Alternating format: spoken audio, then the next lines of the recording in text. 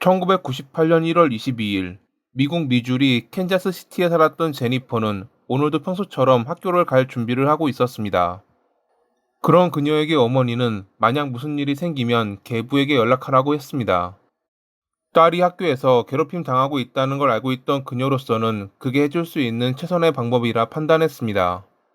이제 곧 전학을 갈 테니 그동안만 어찌 넘어가면 된다고 생각했던 것일까요? 어머니의 말에 고개를 끄덕였던 제니퍼는 가방을 메고 집을 나섰습니다. 그리고 이날 그녀는 사라졌죠.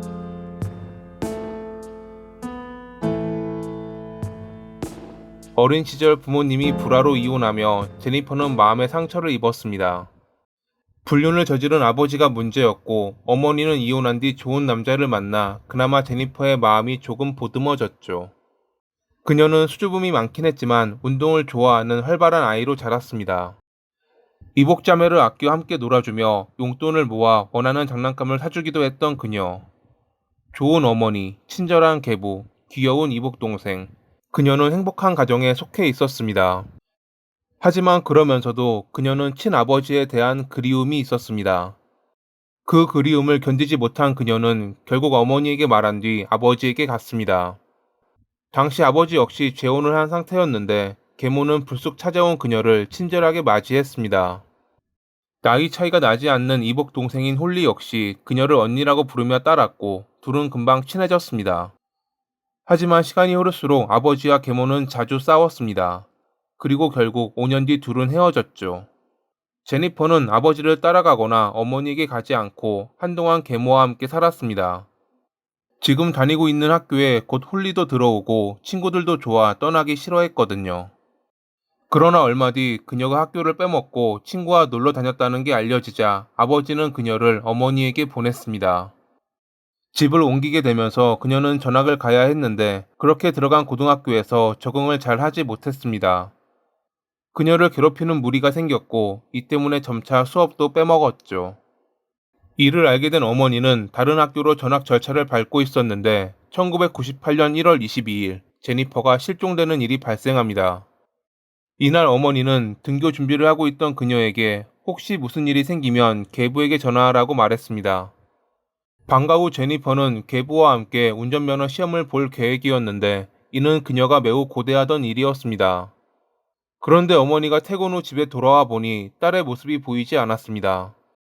학교에 연락한 결과 제니퍼는 첫 수업에는 출석했지만 이 뒤로 그녀를 보았다는 사람이 없다는 걸 알았습니다. 방과 후 아이들을 태워주는 스쿨버스 기사 역시 이날 그녀가 버스에 타지 않았다고 말했죠. 어머니는 평소 그녀를 괴롭혔던 무리를 의심했지만 그들은 모두 수업에 잘 참여했기에 연관된 듯 보이진 않았습니다. 걱정이 된 그녀는 경찰서로 달려가 실종 신고를 했습니다. 하지만 자초지종을 들은 경찰은 그녀가 곧 집에 올 테니 걱정하지 말라고 말합니다. 경찰은 별거 아닌 흔하게 볼 수 있는 가출이라 생각한 것입니다. 아끼던 여동생의 생일 선물을 준비하던 제니퍼가 말도 없이 사라진다는 건 그녀로서는 이해가 안 갔습니다. 분명 어떠한 사고가 있으리라 판단해 수사를 촉구했지만 여전히 경찰은 적극적으로 나서지 않았죠. 며칠이 지나도 제니퍼의 연락이 없자 어머니는 전단을 붙이고 딸이 좋아했던 라디오 방송에도 출연하는 등 그녀를 찾기 위해 최선을 다했습니다. 그리고 거의 1년이 다 되어갈 무렵인 그해 12월, 자신이 제니퍼를 살해했다고 주장하는 남성이 나타났습니다. 그는 이미 다른 살인사건으로 체포돼 재판을 기다리고 있던 웨슬리라는 남성이었죠. 주장에 따르면 1월 22일에 그는 캔자스시티에서 배관회사 면접을 마친 뒤 약을 하며 주변을 배회하고 있었다고 합니다.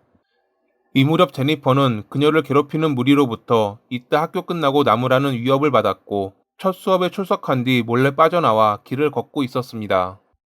그런 그녀를 발견한 웨슬리는 차로 따라가며 함께 놀고 싶냐고 물었고 고개를 끄덕인 그녀는 바로 그의 차에 올랐습니다. 그들은 지역 가게에서 술과 음료를 산 뒤 차를 타고 돌아다니며 이야기를 나눴습니다. 어느 정도 시간이 흐른 뒤 그녀가 슬슬 내려달라고 하자 그는 자기 집으로 가야 한다며 흉기를 들이밀었습니다. 결국 그의 위협으로 3시간 거리에 있는 그의 집으로 가게 됐고 그녀를 지하실로 끌고 간 그는 자신의 욕망을 채운 뒤 살해했습니다. 왜 살해했냐는 경찰의 질문에 그는 그녀가 도망가려 했고 그런 반항적인 모습에 분노해 그랬다고 주장했죠.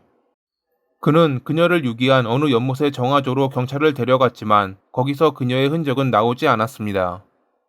그도 그럴 것이 이미 시간도 꽤 흘렀고 당시 흔적을 남기지 않으려고 불태우고 분해하는 등 치밀함을 보였었거든요. 하지만 그가 그녀의 옷이라던가 가족만이 아는 신체적 비밀 등을 자세하게 묘사했기에 정황 증거와 자백만으로 그는 그녀를 살해한 죄로 유죄를 선고받았습니다. 그렇다면 그는 왜 1년이 지난 뒤에서야 자신의 범행을 자백했던 것일까요? 그는 1월에 제니퍼를 살해한 뒤 같은 해 10월에 또 한 명을 살해해 체포됐습니다. 그리고 당시 사건에 실마리가 없던 제니퍼의 사건을 자백하는 대가로 전반적으로 편한 연방교도소로 이감시켜 달라고 요구했죠. 그가 두 번째 살인을 저질렀던 동기는 돈 때문이었습니다. 배관공으로 일했던 그는 소아마비를 앓아 거동이 불편했던 80세 미망인 메리의 집에 수도꼭지를 고치기 위해 방문했습니다. 잠시 살펴보던 그는 당장 돈을 준다면 작업을 하겠다고 말했고 그녀는 알겠다며 돈을 건넸습니다. 내일 연장을 가져오겠다며 그곳을 떠난 그는 그 돈으로 약을 사고 윤락을 즐겼습니다. 다음날 메리의 집에 들러 작업을 하던 중 그는 그녀의 지갑과 신용카드를 훔쳤는데 이를 들키자 연장으로 그녀를 살해했습니다. 이것에 관해서는 그의 자백일 뿐 처음부터 그녀를 살해하고 강도질할 목적이 아니었냐는 추측이 있었지만 이는 밝혀지지 않았습니다. 그는 증거를 남기지 않기 위해 집에서 휘발유를 가져와 불을 지르려고 했는데 그것을 본 이웃의 신고로 경찰이 출동했습니다. 사이렌을 듣고 그는 도주했지만 이웃들이 이미 그가 타고 왔던 배관 회사 차량을 보았기에 금방 체포됐죠.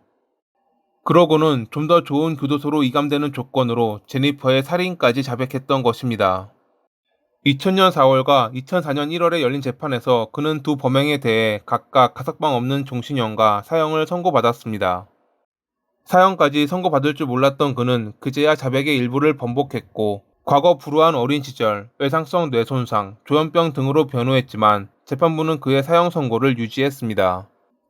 세월은 흘러 2020년 7월 16일 치매를 앓고 있던 그에게 사형을 집행하는 건 위헌의 소지가 있다는 비난이 있었지만 연방법무부는 그의 형을 집행했습니다. 나쁜 사람이 사라졌다고 해도 가족을 잃은 이들의 슬픔은 사라지지 않을 것입니다. 슬픔이 쉽게 치유되진 않겠지만 잊지 않고 기억하는 이들이 있기에 그들은 오늘도 누군가의 마음속에 살아있을 거라고 믿습니다. 그 기억이 또 다른 누군가를 지켜주는 희망이 되길 바라며 이만 마칩니다. 오늘도 시청해 주셔서 감사합니다.